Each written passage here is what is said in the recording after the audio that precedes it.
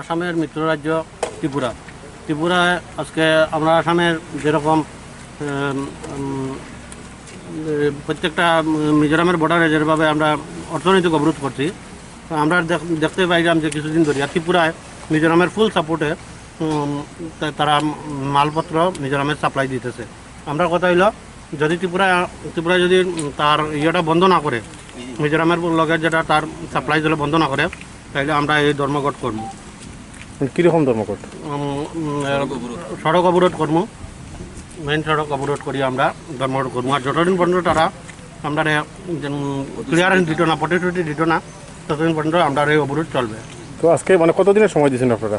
আমরা 12 ঘন্টা সময় দিয়েছি। যেটা বন্ধ হবে, যদি বন্ধ না হয় তবে আমরা 12 ঘন্টা পর আমরা রাস্তায় বইব।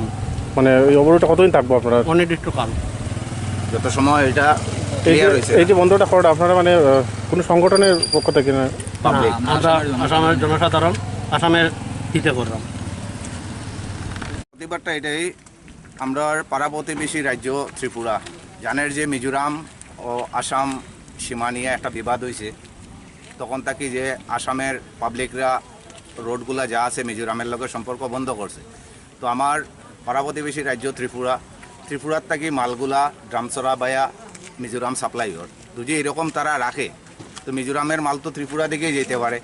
আসামের রাস্তা যদি সব তারা বন্ধ করে রেখে দেয় তো তারা কোনো অসুবিধা নাই। আমরা চাই আর যে ত্রিপুরার যে কানেকশনটা আছে, মালের লেনদেনটা আছে, এটা টোটালি মিজোরামের লগে বন্ধ থাকতো। আর যদি বন্ধ না রাখুন, আমরা একটা সময়সীমা দেওয়া আছে, আমরা এই সময়সীমার ভিতরে যদি কোনো উত্তর না পাই তাহলে আমরা রাস্তাত বইতে বাধ্য হইমু যে ত্রিপুরা আর আসামের যেটা রোড আছে রোড অবরোধ করবো। শুধু কি সড়ক পথ না রেল পথ করবো? রেল সড়ক সব হইব। কত ঘন্টা সময় দিয়েছেন আপনারা নির্ধারণ করে? 12 ঘন্টা সময় দিছি।